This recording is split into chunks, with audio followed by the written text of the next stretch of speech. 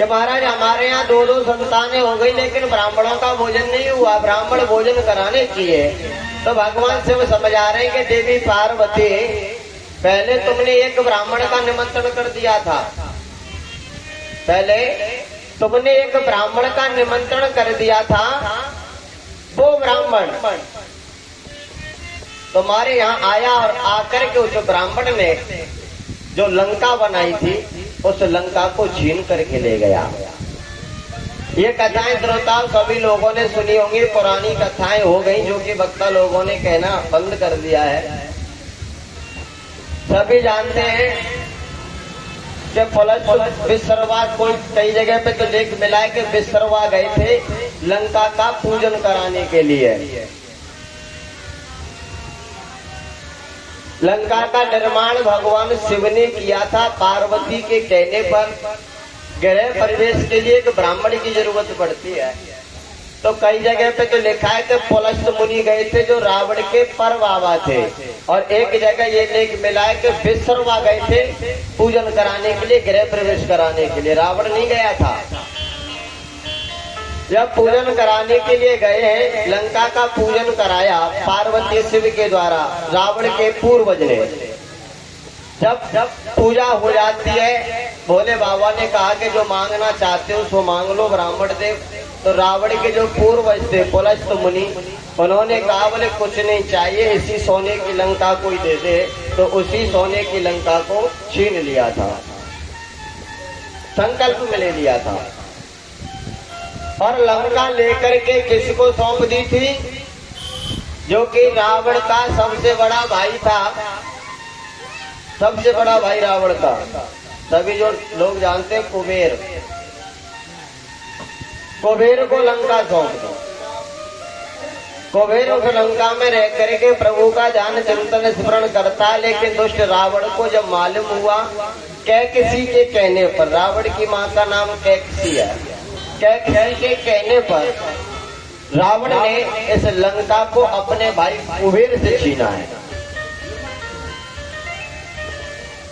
तो आज भगवान शिव कह रहे हैं कि देवी पहले तुमने एक ब्राह्मण का निमंत्रण करवाया, वो तुमसे लंका को ही ले गया, और फिर कह रही हो कि ब्राह्मण जमाने। बोले नहीं भगवान इच्छा है। तो कहते हैं कि आज माँ पार्वती के कहने पर यही अगस्त मुनि आए हैं, और ठीक इसी प्रकार ये कथा मिलती है कि 18 दिन तक भोजन चला लेकिन पूर्ण नहीं हुए। तब मैया पार्वती जी ने नारायण भगवान का ध्यान किया है कि भगवान अगस्त मुनि को आज 18 दिन हो गए, भोजन से झिकते नहीं, हटते नहीं, क्या करूं? नारायण भगवान का आह्वान किया, प्रभु आकर के आप ही कुछ करिएगा। तो नारायण भगवान एक संत का रूप धारण करके आए, संत का, और आकर के अगस्त मुनि की बगल में बैठ गए और कहने लगे बोले माँ हमारे लिए भी कुछ प्रसादी लाओ। अब मैया कहने लगे हैं एक तो झिकना है, 18 दिना से तेरे लिए परामर्श कहाँ से जाऊं मैं? नारायण भगवान इशारे में कह रहे बोले मैया अगर इनको झिकाना है तो कुछ ना कुछ तो करना पड़ेगा। आज मैया एक पूरी लेकर के आई, नारायण भगवान के सामने रख दी, और नारायण भगवान ने उस एक पूरी को खाया और खा करके तुरंत हाथ धो लिए।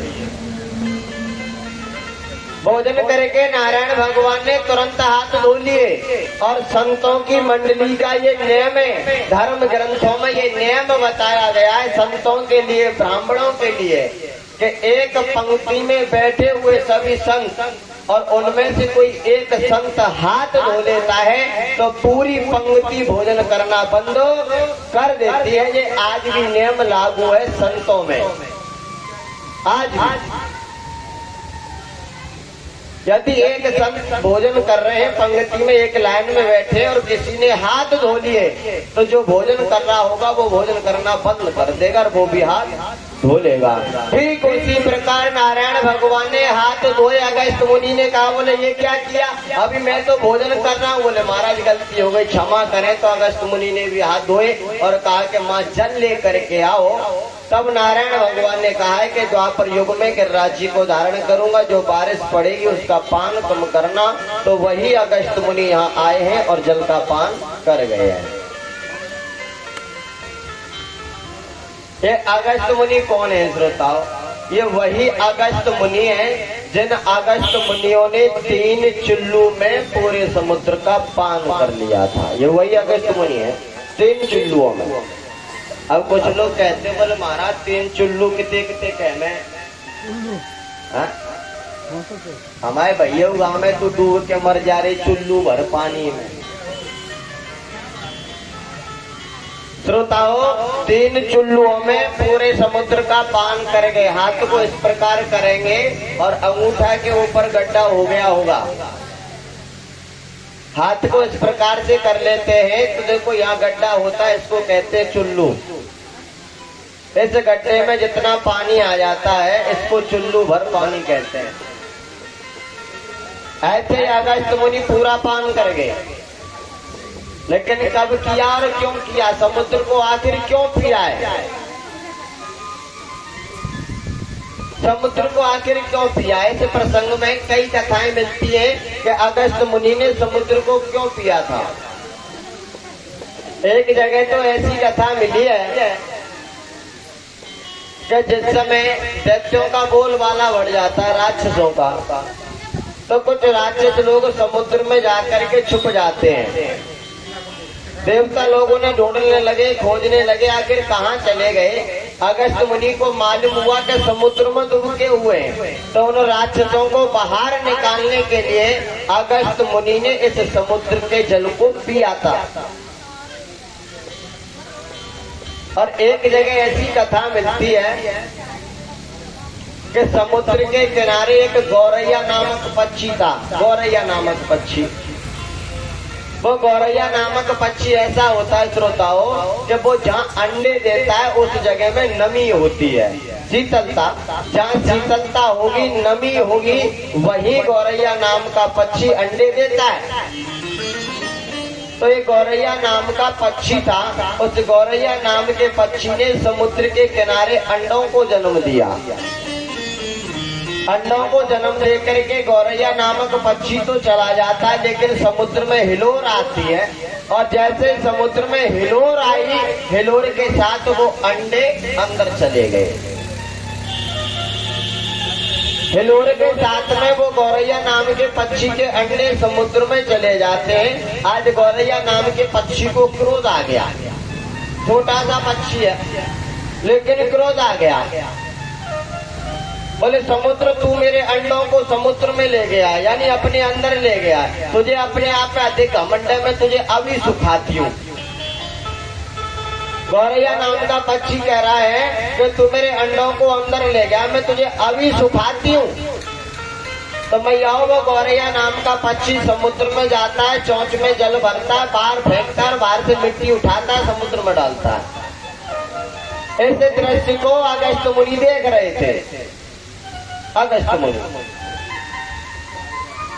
काफी समय हुआ, सुबह से शाम हो गई। अगस्त मुनि ने देखा, बोले देखो तो सही कितना नादान पक्षी है, हा? क्या इसके इस क्रिया के करने से समुद्र सूख सकता है? लेकिन साहस, हिम्मत अपने बेटों को, संतान को बचाने की। तो आज कहते श्रोताओं, आज उस पक्षी के साहस और हिम्मत को देख करके, बच्चों के प्रति ममता देख करके अगस्त मुनि ने 3 चुल्लुओं में उस समुद्र के जल का पान किया और उसके अंडे निकाल करके उसको सौंप दिए। तब अगस्त मुनि ने समुद्र को पिया है। अनन्य मत विद्वानों के अपने अपने। सुखदेव स्वामी कहते हैं, राजेंद्र परीक्षित हो 7 दिन 7 रात्रि ने 2 संतान हुई तो एक